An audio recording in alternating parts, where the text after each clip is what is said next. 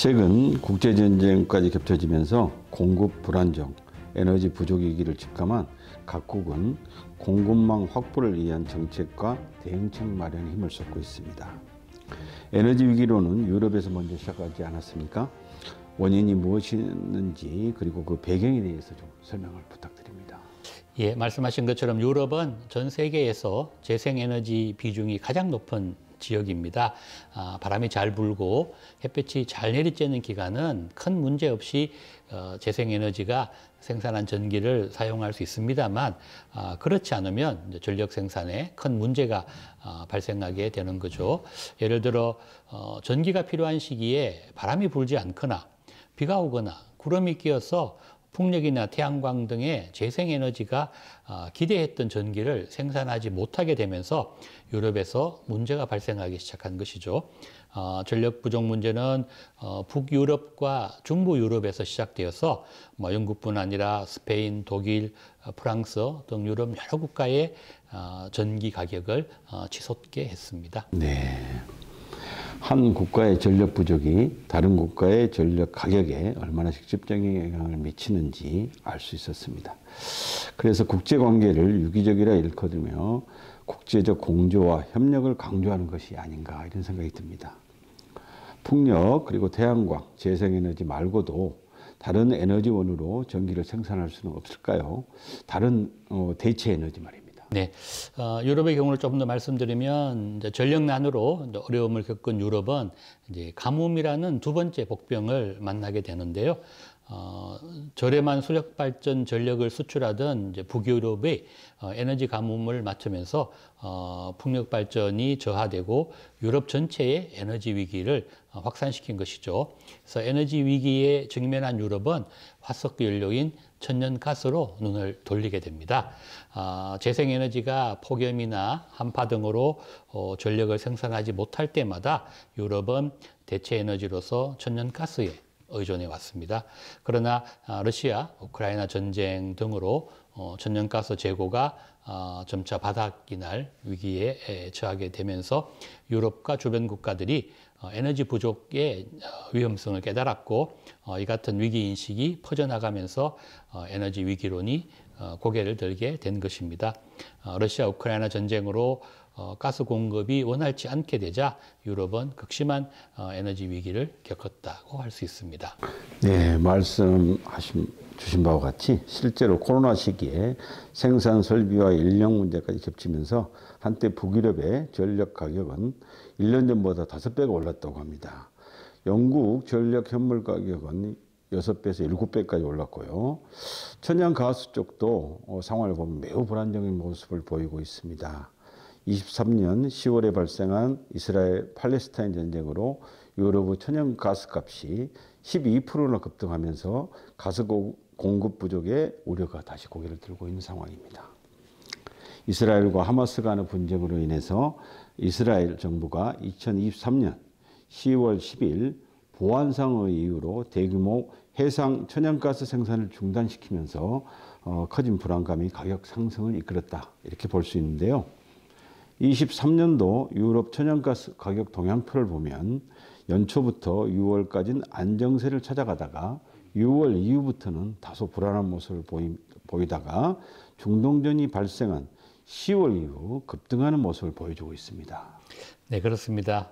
천연가스 가격이 폭등하고 있는데요. 보시는 사진은 이스라엘 2위 규모의 타마르 해상 가스전의 사진입니다.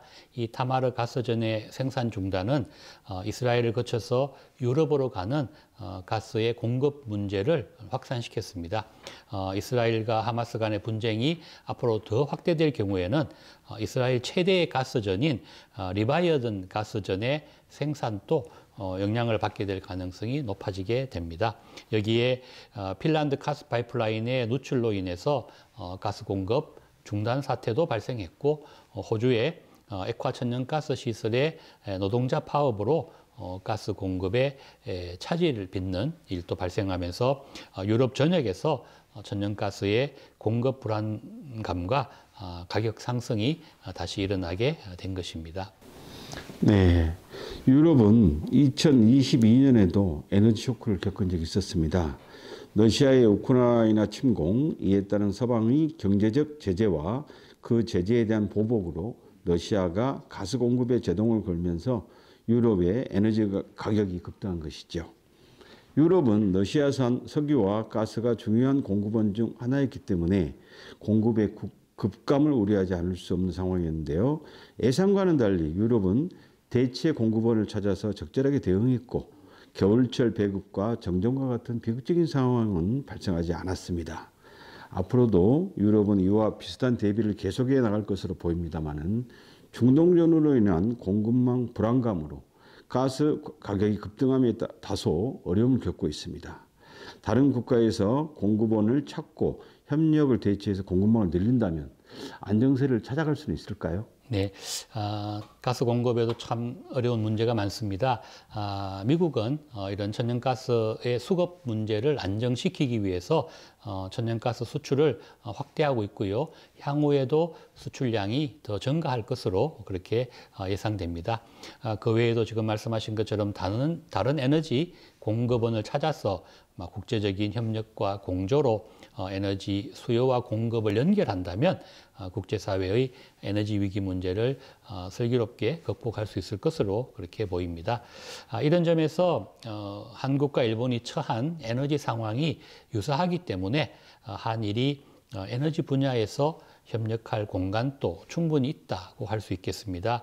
예를 들면 천연가스나 원유 또는 원자력 발전의 원료가 되는 우라늄의 공동 구입과 같은 그런 분야에서 한일이 협력할 수 있을 것으로 그렇게 생각합니다. 네, 생각해보면 한일의 그런 에너지 협력도 불가능하지는 않다 이런 생각이 듭니다. 네, 국제적인 공조와 협력으로 수요와 공급을 적절하게 대처하는 것도 중요한 키포인트다 이런 생각이 듭니다. 에너지 위기는 기후 위협과 자원 고갈 문제와 함께 인류가 해결할 공동의 위기이며 과제이다 이런 생각이 필요하다는 생각인데요. 한 국가의 노력만으로 해결할 수 있는 문제가 아니라 이런 부분에서 우리가 모두 기억했으면 좋겠다 이런 생각이 듭니다. 네, 그렇습니다. 에너지와 환경 문제는 흔히 한 국가만으로 해결할 수 없는 공유지의 비극이라는 말도 쓰지 않습니까? 에너지 문제는 전 세계가 유기적으로 연결되어 있기 때문에 피해와 영향이 모든 국가들에게 그대로 전달되기 때문인데요. 코로나19가 세계적으로 유행할 때도 한 국가만 방역이 뚫려도 코로나 종식에서 벗어나지 못하고 힘들어했던 그런 시기가 있지 않았습니까? 에너지 위기는 인류가 처한 공동의 과제라는 점에서 에너지 문제에 공동으로 대응하고 협력하는 그런 자세와 전략이 필요하다고 하겠습니다. 네, 선생님 말씀 들으니까 에너지 위기, 국제적인 공조와 협력 대응이 중요하다 이렇게 한 줄로 평가할 수 있겠습니다. 에너지는 국가 경제를 뒷받침하는 데 불가결한 것이고 국가의 안전 보장과 함께 깊이 결부되어 있는 것이기 때문에 에너지 안보라고 불린다고 생각이 됩니다. 이에 에너지의 가치를 알아보고 국제적 공조가 필요한 부분에 대해서 좀 말씀을 나누면 좋겠다 이런 생각입니다. 지금 말씀하신 에너지 안보라는 말을 요즘 많이 듣게 되는데요. 에너지 협력을 해야 하는 이유는 먼저 에너지라는 것은 아시다시피 모든 국가와 경제에 필수적인데 에너지 자원은 한정되어 있잖아요. 그래서 이 지속적인 수요의 증가에 대응하기 어렵기 때문입니다. 석유나 가스 등의 화석 연료는 점차 고갈되어 갈 것이고 이런 자원의 고갈은 전 세계의 공동 문제인 것이죠. 따라서 국제 협력을 통해서 대체 에너지원의 개발과 활용에 같이 노력해야 할 것으로 생각을 합니다. 에너지 협력을 해야 하는 두 번째 이유는 온실가스 배출로 인한 기후변화가 지구의 지속 가능성을 위협하는 가장 큰 문제의 하나이기 때문입니다. 한 국가만의 노력으로는 기후변화 문제를 해결하기에 어렵지요. 따라서 국제적인 협력을 통해서 지구온난화에 대한 대응 전략을 마련하고 공유해야 할 것으로 생각합니다. 세 번째 에너지 자원 공급의 안정성은 앞서 말씀하신 국가 안보와도 밀접한 관련이 있습니다. 최근 우리도 일본의 수출 규제나 중국에서 수입하는 요 소수 부족 사태를 겪었습니다만 어느 한 국가의 자원에만 의존하면 그 국가의 정치적인 혹은 경제적인 이슈에 영향을 받을 수밖에 없습니다. 따라서 국제 협력을 통해서 다양한 지역 혹은 국가로부터 에너지 자원을 수입하고 협력적인 에너지 정책을 추진하는 것이 매우 중요하다고 할 수 있습니다. 에너지 안보를 위해서는 협력적인 국제 협력을 통해서 에너지 자원의 공급 안정성을 확보해야 합니다. 마지막으로 그 외에도 지속 가능한 에너지 정책을 위해서는 각국의 기술 혁신과 개발 역시 중요하고 국제적인 기술 협력을 강화하고 에너지 관련 기술도 공유해야 합니다.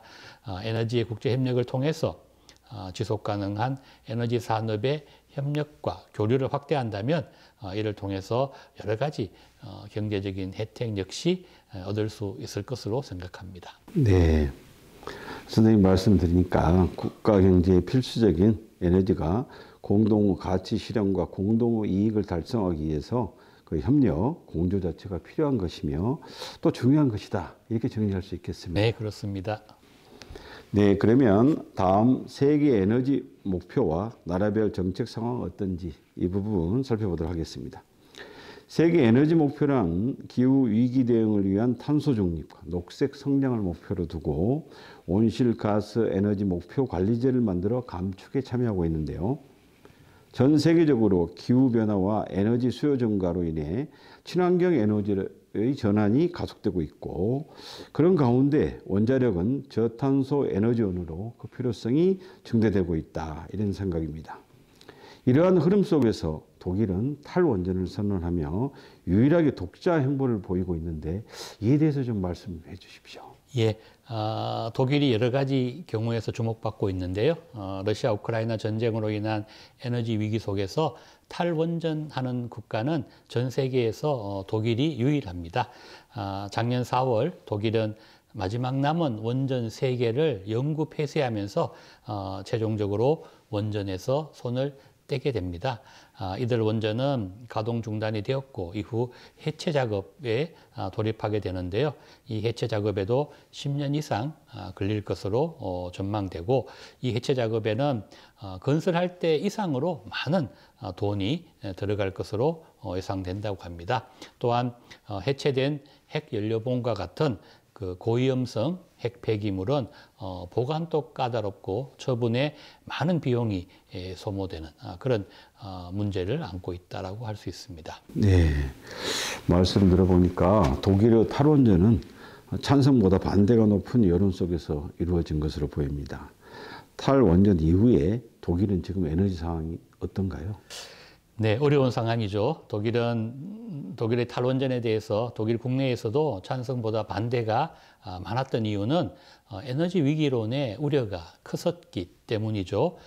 탈원전 선언 이후에 독일은 에너지 대책으로 공공시설의 난방 온도를 내리고 시민들에게 절전을 요구하고 있습니다. 에너지 공급 면에서 자신이 없기 때문에 이런 조치를 취한 것으로 보입니다. 따라서 현재 독일 가정은 매우 비싼 전기료를 지불하고 있습니다. 독일은 전기요금에 풍력이나 태양광 등의 재생에너지에 부과하는 부가금을 전기요금에 포함시켜서 그 돈으로 정부가 보조금을 지불하는 정책을 취하고 있는데요. 지금의 상황에서 본다면 이런 독일의 에너지 정책이 성공했다고는 조금 말하기 힘든 상황인 것 같습니다. 탈원전을 위해서 시민들이 부담하는 경제적인 부담이 매우 높아진 것이 가장 큰 문제로 지적되고 있습니다. 네, 교수님 말씀 들어보니까 탈원전은 쉽지 않아 보인다 이런 생각이 듭니다만 교수님께는 개인적으로 원전을 지지하시는가요? 예, 매우 힘든 질문을 하셨는데요. 저는 개인적으로는 저탄소, 녹색 성장을 목표로 해서 석탄이나 석유보다는 가스와 재생에너지 부분을 늘려나가는 에너지 정책의 기조에는 찬성합니다. 탈원전에 대해서는 무조건적인 지지나 반대보다는 당분간은 원전의 문을 열어놓고 재생에너지 비중을 확대하는 것이 가장 현명하고 효과적인 대안이 아닌가 그렇게 생각하고 있습니다. 결국 탈원전이냐 아니냐, 재생에너지냐 원전이냐 하는 선택은 결국 시민들이 해야 합니다. 화석연료 대신 재생에너지의 비중을 획기적으로 늘리면서 독일처럼 늘어나는 전기값을 인내할 것인가? 그렇지 않으면 자연에 부담을 주고 후세에 파괴된 환경을 물려주더라도 값싼 전기를 이용할 것인가의 선택에 대해서 우리 국민들은 국민적인 토론과 합의가 필요할 것으로 그렇게 생각합니다. 저는 개인적으로는 원전은 현 세대에서 다음 세대로 이어지는 중간 통로 정도의 역할을 할 것으로 생각하고 있고요. 따라서 탈원전보다는 앞서 잠시 말씀드렸습니다만 탈원전 의존이 필요한 시점이 아닌가 그렇게 생각하고 있습니다. 네, 교수님 말씀 들으니까 사회적 합의 굉장히 중요해 보입니다. 독일 얘기 조금 더 해보자면 탈원전을 선언한 독일, 그걸 제외한 다른 국가들은 어떤 상황인가요? 독일은 완전히 원전을 영구 폐쇄했습니다만 다른 유럽 국가들에게도 영향을 준 것은 분명합니다.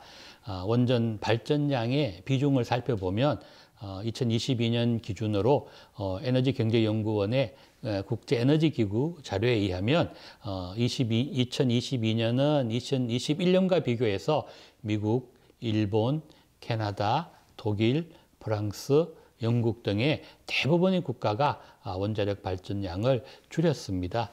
독일에 영향이 있었다라고 말할 수 있는 시점입니다. 역시 자료를 보면 다 줄어든 걸 확인할 수 있겠네요. 우리나라의 총 발전량을 보니까 608 테라와트에서 635 테라와트로 4.3%가 늘었어요. 높은 발전량 순위와 에너지 소비가 높은 국가임을 알게 된 것 같습니다. 일본도 순위는 높습니다. 총 발전량 중 에너지별로 비중을 살펴보자면 우리나라를 제외한 주요 10개국의 원전의 비중이 모두 소폭 감소한 것을 알 수 있습니다.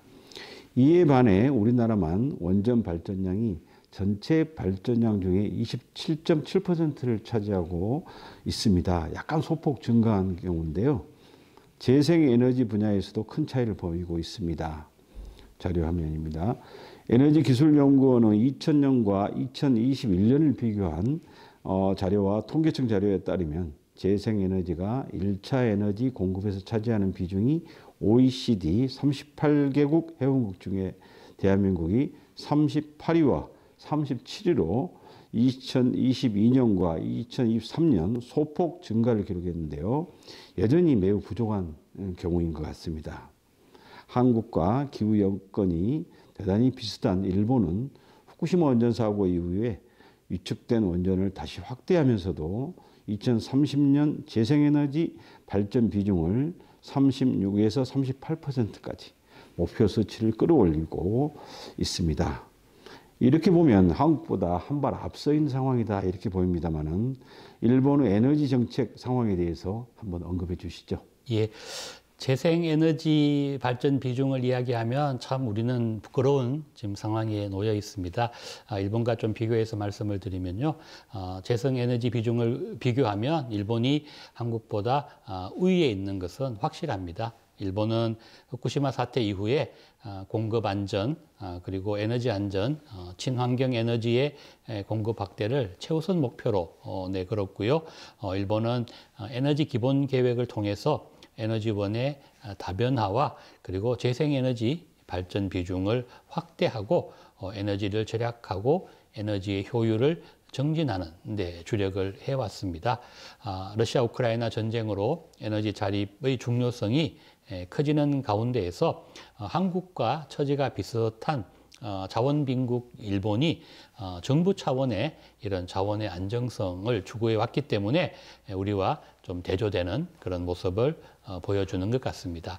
이 재생에너지 관련해서는 우리가 개선해야 할 중요한 과제이기도 합니다. 한편 한일 양국의 자원 개발 현황을 좀 살펴보면요. 자원 개발률은 공급망의 차질이나 전쟁 등의 자원 위기 시에 자체적으로 통제할 수 있는 자원의 작업률과 직결되는데요. 한국과 일본의 해외 자원 개발 현황을 비교하는 산업통상자원부의 자료를 보면 한국과 일본은 많은 차이를 보이고 있습니다. 한국도 일본만큼 국내 기업들이 해외 자원 확보에 적극적으로 나설 수 있도록 일관성 있는 정책 추진과 정책 금융 지원을 강화할 필요가 있어 보입니다. 네, 말씀 들어보니까 한국과 일본은 원자력을 제외한 거의 모든 에너지 대외 의존도가 높은 대표적인 자원 부족 국가네요. 특히 우리나라는 전자, 철강 및 조선 분야 수출 중심의 경제 성장에 따라 에너지 수요가 증가하면서 저비용 에너지 확보에 대단히 압박감이 크다고 보입니다. 이는 일본도 매 한 가지인데요. 한일 양국은 세계적 탈탄소화 추세에 대응하기 위한 에너지 전환과 기술 개발 분야의 국가 산업 간 경쟁에서 우위를 점할 수 있도록 양국의 협력과 공조에 휩써야 될 것이 아닌가 이런 생각이 듭니다. 이를 반영하면서 다음 섹터에서는 양국의 에너지 정책을 진단해 보고 협력과 대처 방안을 살펴보도록 하겠습니다.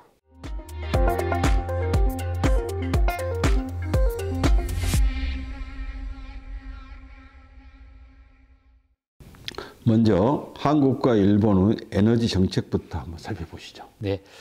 먼저 한국의 에너지 정책을 살펴보면 2017년부터 집권한 문재인 정부는 점진적인 탈원전, 탈탄소를 중심 과제로 내걸고 재생에너지의 적극적 이용에 역점을 두는 그런 에너지 정책을 폈습니다.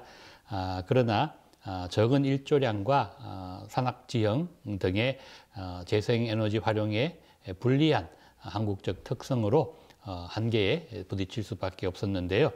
2022년 초에 윤석열 대통령이 당선된 후에는 원자력이 에너지 전환 정책에서 핵심적인 역할을 할 수 있도록 전원 믹스 내의 원전의 확대를 결정했습니다.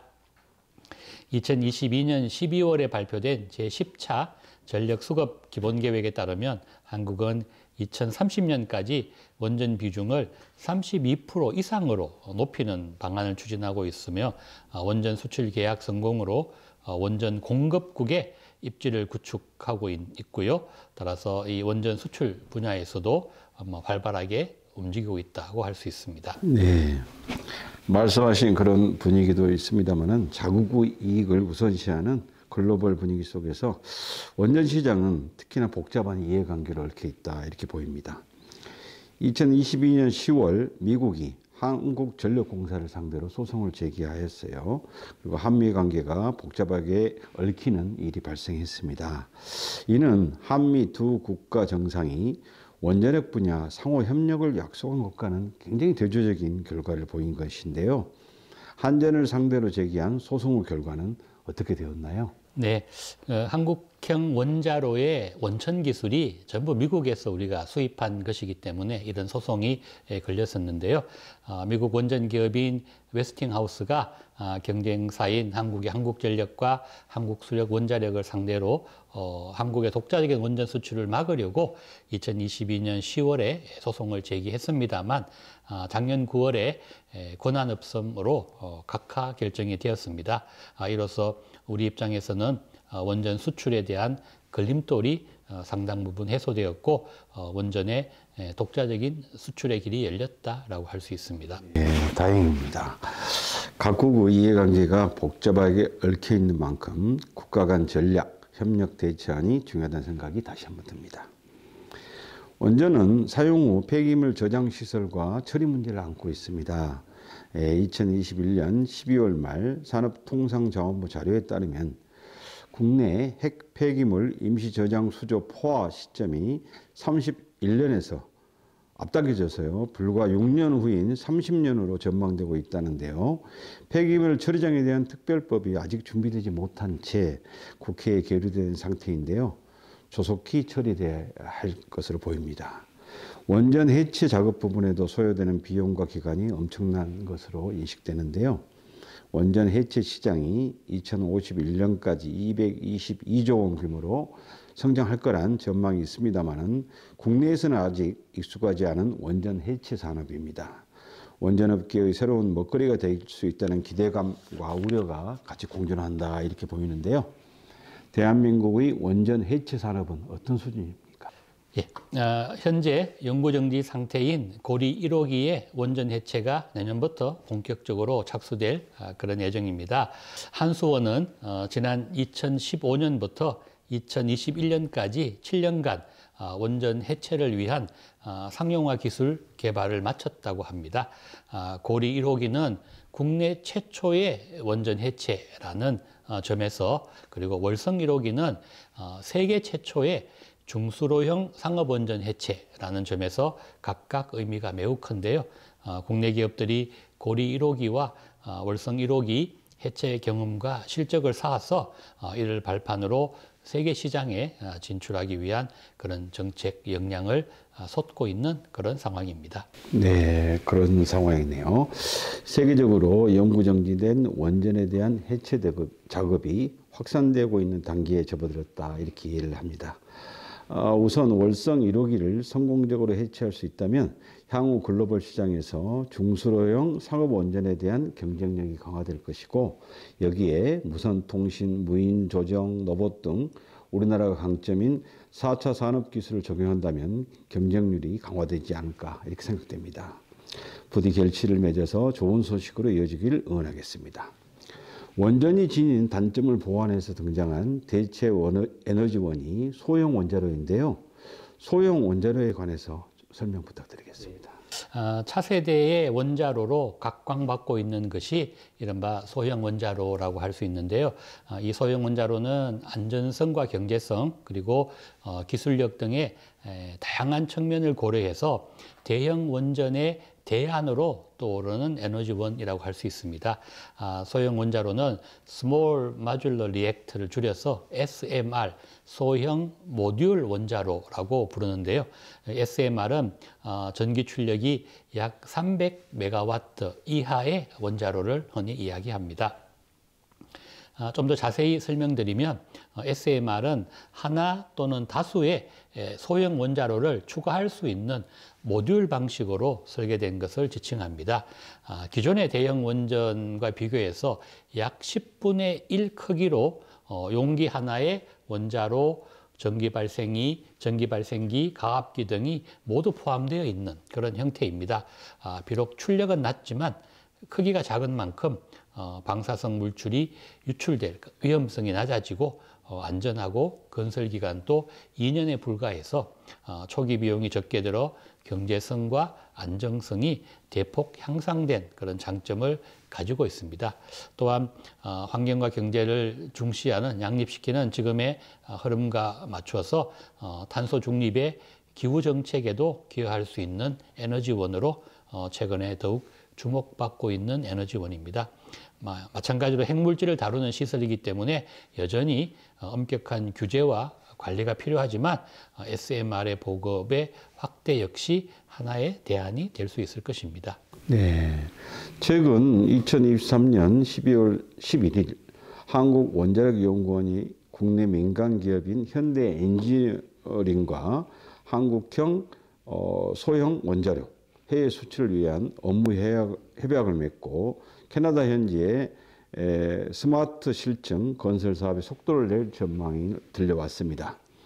우리나라 고유 한국형 SMR 스마트 기술이 해외 시장으로 진출해 나갈 시점이 되지 않았나 이런 생각이 드는데요. 에너지 절감을 위한 에너지 저소비 사회화 형성과 자세 또한 한일 양국 모두에게 필요한 에너지 대응 전략 중 하나일 텐데 이 부분에 대해서는 어떻습니까? 그렇습니다. 에너지를 생산하는 것도 중요하지만 에너지를 절약하는 것도 매우 중요합니다. 에너지를 아끼려는 그런 국민의식과 에너지 절감에 동참하는 자세가 매우 중요한 것인데요. 우리나라는 GDP 대비 에너지 소비량이 가장 높은 국가입니다. 즉 절전이라는 가치를 보다 중요시하는 그런 국민적 합의가 필요하다라고 할 수 있겠습니다. 에너지도 절약하면서 동시에 에너지 효율을 극대화하는 그런 기술력을 높이는 노력도 매우 중요합니다. 이른바 친환경 생태 주거단지로 핀란드의 에코비키 지역을 예로 설명드리면 에코비키는 태양광 설치와 함께 발생한 열을 다시 회수해서 난방으로 이용하는 그런 제로 에너지 기술을 도입한 최초의 생태 주거단지입니다. 에코비키의 서쪽은 고속도로와 강이 흐르고 동쪽은 산림지역, 남쪽은 섭지로 둘러싸여 있는 모습인데요. 이 지역의 주거단지에는 탄소 배출 감소를 위한 태양광과 발전 설비, 열 손실을 막는 표준 장치와 열 회수 장치, 순환 난방수를 이용한 바닥 난방 시스템이 설치된다고 합니다. 에코비키 지역에서는 이런 시스템이 설치된 아파트들을 쉽게 볼 수 있다고 합니다. 보통 외관상으로 보면 보통 일반 주거용 아파트와 별다른 차이가 없어 보이는데요. 네, 그렇습니다. 뭐 이런 첨단 시스템이 설치되어 있고요. 이뿐만 아니라 핀란드는 탄소 배출을 줄이는 최첨단 환승 시스템인 휘임을 제공해서 자가용 대신 자전거나 트램 혹은 버스나 지하철을 타도록 유도하고 있습니다. 또한 ICT 기술을 접목시켜 스마트 시티도 만들었습니다. 이 모든 것들이 저소비 사회화에 기여하고 에너지 효율 극대화 기술을 접목시킨 결과물이라고 할 수 있습니다. 네, 이해했습니다. 다양한 이동수단을 하나의 웹으로 연결해 최적 이동수단과 경로 그리고 요금까지 통합한 정보를 제공하고 결제까지 한 번에 이르는 서비스라면 사용하지 않을 이유가 없을 것 같습니다. 에너지 절감과 공공수단을 이용하는 데 효과적인 방법 같네요. 에너지 수입 규모가 큰 한일 양국은 소비 전력이 지속적으로 증가하고 있어서 이 부분 에너지 활용 기술을 높이는 방안에 대한 연구와 기술적 증진에 협력 대응한다면 엄청난 시너지가 있을 것으로 생각됩니다. 정부 차원의 연구개발 사업 부분에 투자와 지원 정책이 따라줘야 할 텐데요. R&D 부분 예산이 오히려 줄어 우려를 낳았습니다. 개선돼야 할 부분 있지 않겠습니까? 그렇습니다. R&D는 아시다시피 연구개발이라는 말인데요. 이 R&D 부분은 성공을 쉽게 보장할 수도 없고 또 막대한 비용이 들어가기 때문에 기업으로는 투자에 소극적으로 될 수밖에 없는 그런 분야입니다. 작년 10월 국회 예산정책처의 예산안 분석 자료에 따르면 R&D 부분 정부 예산이 줄어든 것을 볼 수 있습니다.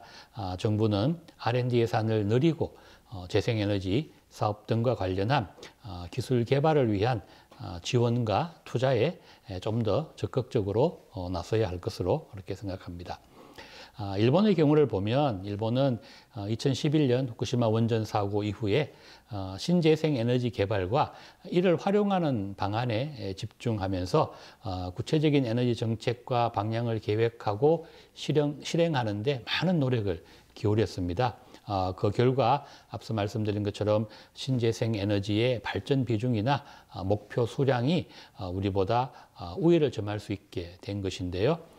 우리나라에서 다행스러운 것은 금년 1월 윤 대통령의 반도체 관련 민생 토론회에서 R&D 예산을 대폭 정액해서 첨단 산업이 구축될 수 있도록 하겠다는 약속이 있었는데요. 그 자리에서 대통령은 탈원전을 하면 반도체뿐만 아니라 첨단 산업도 포기해야 한다며 고품질의 안정적인 전력 공급의 중요성을 언급하면서 원전의 필요성과 원전 산업 발전도 함께 강조한 바 있습니다.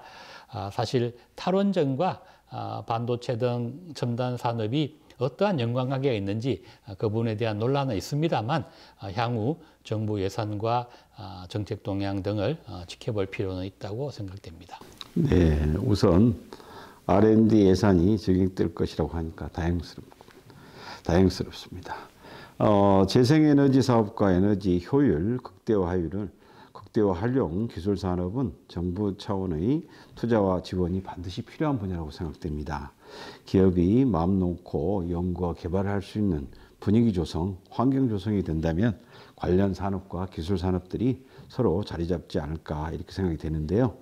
한국의 재생에너지 발전 비중을 우위에 있는 일본과 기술 정보를 공유하고 협력해 성과를 끌어올릴 수 있다면 에너지 수급 문제를 해결하는 데 도움이 되지 않을까 생각이 듭니다. 지금 국제사회는 에너지의 안정적인 공급망을 확보하기 위한 노력, 국가 간 제휴와 계약을 체결하는 등 바쁘게 움직이고 있습니다. 이런 국제사회의 움직임을 살펴보자면 한일 협력의 필요성과 중요성 다시 한번 강조될 텐데요. 교수님 어떻게 생각하세요? 네. 말씀하신 것처럼 에너지 안정적인 공급망 확보를 위한 국제사회의 움직임은 매우 활발하며 우리나라도 다양한 국가들과 공조와 제휴를 강화하고 있습니다. 우선 미국과는 작년 4월에 한미 에너지 장관 회담에서 청정에너지 개발과 에너지 안보 분야의 공조를 강화하기로 약속했습니다. 일본과도 과거의 경색 관계에서 벗어나서 한일 관계의 완전한 복구를 선언하며 작년 5월 한일 양국의 산업 당국자들 간의 에너지 관련 회담도 개최되었습니다. 한일 양국은 최근 불안정한 에너지 시장, 에너지 공급망 위기 속에서 탄소 중립 대응과 함께 에너지 안보 강화의 필요성을 인식하고 있고요. 원전이나 재생에너지, 수소 등의 친환경 에너지 활용의 확대와 배터리, 핵심 광물, 가스 등의 에너지 공급망 강화를 위한 협력을 주제로 협력 방안을 모색하기도 했습니다. 네. 그 외에도 영국과도 에너지 협력 추진 소식이 있었는데요. 2023년 11월 21일 영국을 국빈 방문한 윤석열 대통령이 런던 버킹엄 궁에서 열린 국빈 만찬에서 찰스 3세 영국 국왕과 함께 찍은 사진을 전하면서 청정에너지 파트너십을 체결하여 협력한 체결 소식을 전했습니다. 이 부분 조금 언급해 주시죠. 네, 영국과는 원전과 해상풍력, 수소 등의 무탄소 에너지 협력을 본격적으로 추진하기 위해서 원전과 풍력 산업에 관련한 10건의 MOU를 체결했는데요. 주요 내용은 보시는 표와 같습니다. 그 외에도 프랑스, 자메이카, UAE 등 여러 국가들과 공조와 협력을 맺는 등 활발하게 움직이고 있습니다. 세계 곳곳에 이런 글로벌 협력과 공조 활동들은 모두 에너지 안보를 위한 것입니다. 기후 위기를 전 세계인이 본격적으로 체감하고 있으며 심각한 피해가 곳곳에서 나타나고 있어서 경제 성장과 환경 보호 간의 균형을 맞추기 위한 노력과 솔루션을 찾기 위한 움직임과 압박은 더욱더 거세질 그런 전망입니다.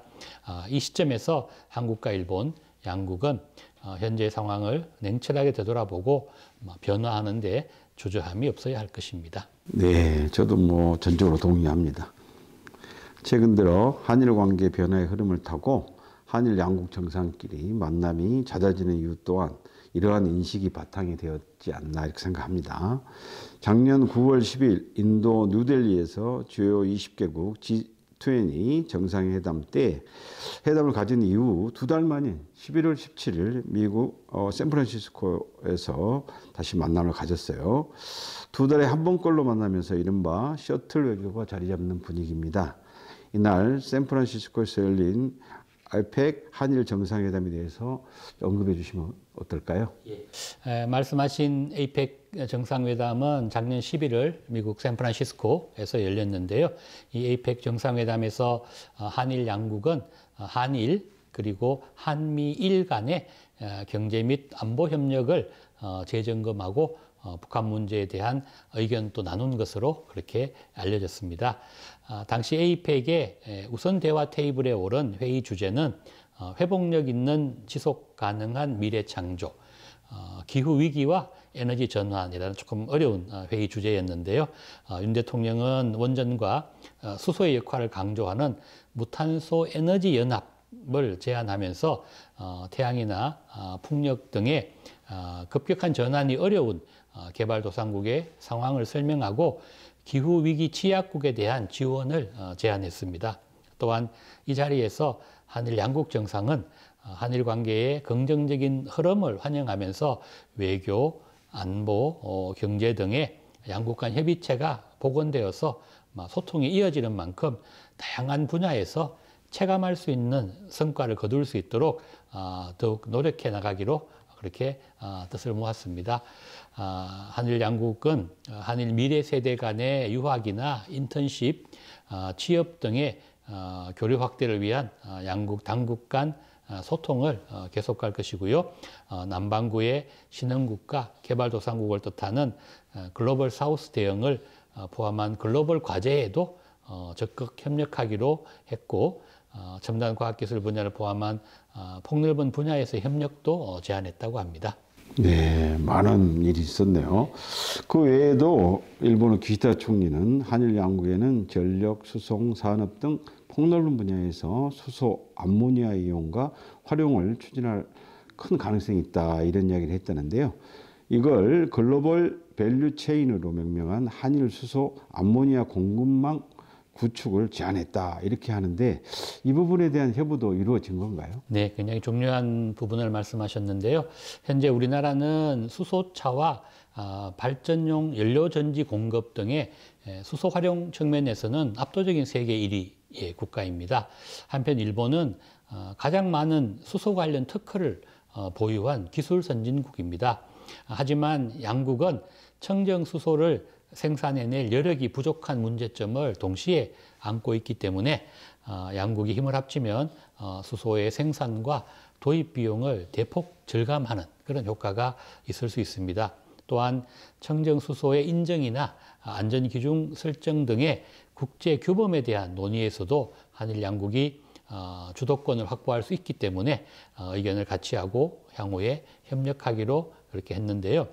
한일 양국 정부가 이러한 수소 협력을 촉진하기로 한 것은 협력의 잠재성이 매우 큰 분야이기 때문입니다.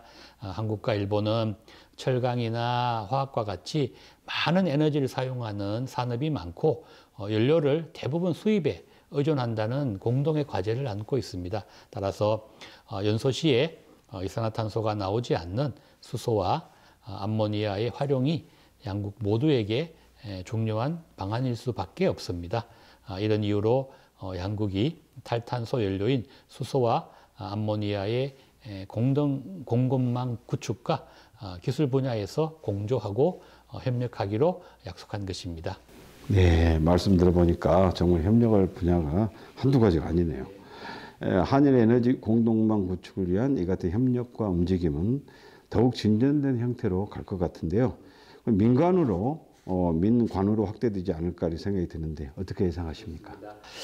탈탄소의 세계적인 압박 속에서 화력발전소를 줄여야 하는 공동의 과제를 안고 있는 한국과 일본은 에너지 믹스를 원전과 재생에너지로 채워야 하는 상황에 놓여 있고 서로 의지할 수밖에 없는 그런 현실입니다. 이는 한일 양국 모두 정권이 바뀌어도 달라지지 않을 것이기 때문에 양국 간의 협력은 지속 확대되리라 예상되는데요. 이는 에너지 안보와도 직결되는 그런 문제입니다. 일본의 경우를 보면 최근 기후변화가 심각해지면서 태양광, 풍력 등의 재생에너지의 확대, 전기자동차의 보급 등의 그린 에너지의 활용도를 높이고 디지털 기술을 활용한 친환경 순환 경제를 빠르게 구축하고 있습니다. 한일 양국이 협력을 통해서 재생에너지 공급망을 확보하고 디지털 그리드를 구축해서 지능화된 에너지망으로의 변환과 관련 기술을 공유한다면 이는 양국의 에너지 수급 문제도 해결하고 동시에 막대한 경제적 이익까지 챙길 수 있는 핵심 대안임이 분명하다라고 말씀드릴 수 있겠습니다. 네, 말씀 잘 들었습니다. 역시 탈탄소 시대가 되어도 에너지 안보 중요성은 변하지 않을 것이고 오히려 대상이 넓어지지 않겠나 이렇게 이해를 했습니다. 때문에 공급망 확보를 위한 국가 간 경쟁과 쟁탈 등이 벌어질 위험이 늘 상존한다, 이런 것이 느껴지는데요. 한일 양국은 이 점을 잘 인지해서 탈탄소와 안정적인 공급 확보를 위한 국가적 수단, 총동원해서 서로 협력해 나가야 되지 않을까 이렇게 생각합니다. 우리가 에너지에 안보를 붙여서 보는 이유가 바로 여기에 있다고 생각하는데요. 에너지가 정치적으로 이용돼서도 안 되지만 절대적 가치와 변함없는 정책 전략으로 대응해야 할 분야인 것은 분명해 보입니다. 오늘 전진호 교수님을 모시고 한일 에너지 협력을 주제로 후쿠시마 원전 사고와 원전의 위험성을 살펴봤고, 그리고 원전과 에너지 정책의 동향과 전망을 살펴보면서 그 대응한 모색과 함께 한일 협력 의지를 다져봤습니다. 정말 숨가쁘게 달려왔는데요. 어떻습니까? 모두 도움이 되셨는지 모르겠습니다. 전력 소비가 지속적으로 증가하고 있는 현 상황에서 새로운 에너지 패러다임의 모색은 불가결하며 기술 수준이나 수요가 비슷한 에너지 파트너로서 한일 양국 협력의 중요성과 필요성을 다시금 느끼는 시간이 되었다 이렇게 생각이 됩니다만. 그렇습니다. 말씀하신 것처럼 에너지 수급 확대를 위한 쟁탈전과 자원의 안정적 확보를 위한 치열한 경쟁은 앞으로도 우리를 더 위협할 것으로 그렇게 추측됩니다. 따라서 한일 양국의 에너지 협력은 매우 불가결한 국가 전략으로 자리매김되어야 할 것으로 생각합니다. 일본의 에너지 믹스는 우리와는 좀 다소 다르지만 양국이 장기적 목표로 하는 저탄소 녹색 성장, 친환경적 재생에너지의 적극적 개발 등을 달성하기 위한 방안으로는 먼저 에너지 저소비 사회의 확립, 저탄소 경제사회 구조의 구축을 위한 양국의 국가적인 노력이 필요할 것으로 생각합니다. 다음으로 재생에너지 개발과 확대, 에너지 기술 혁신, 수소 등의 새로운 에너지원의 개발도 역시 중요합니다. 마지막으로 한일은 물론 한일이 포함된 동북아시아 지역의 에너지 협력체 모색을 위한 노력과 협력은 양국 모두가 윈윈할 수 있는 그런 전략임을 다시 한번 말씀드리면서 이를 공고히 하기 위한 정책 마련과 지원에 정부는 역량을 쏟아야 할 것으로 그렇게 생각됩니다. 한일 에너지 협력이 무엇보다 중요하다는 점을 다시 한번 강조드리겠습니다. 오늘 토론 최선을 다했는데요. 조금이나마 도움이 되셨기를 바랍니다. 네, 감사합니다. 정말 많이 도움이 되었습니다, 교수님. 오늘 토론 수고 많으셨습니다. 한일 양국의 에너지 협력을 응원하며 토론에 응해주셔서 너무너무 감사드립니다. 네, 감사합니다. 네.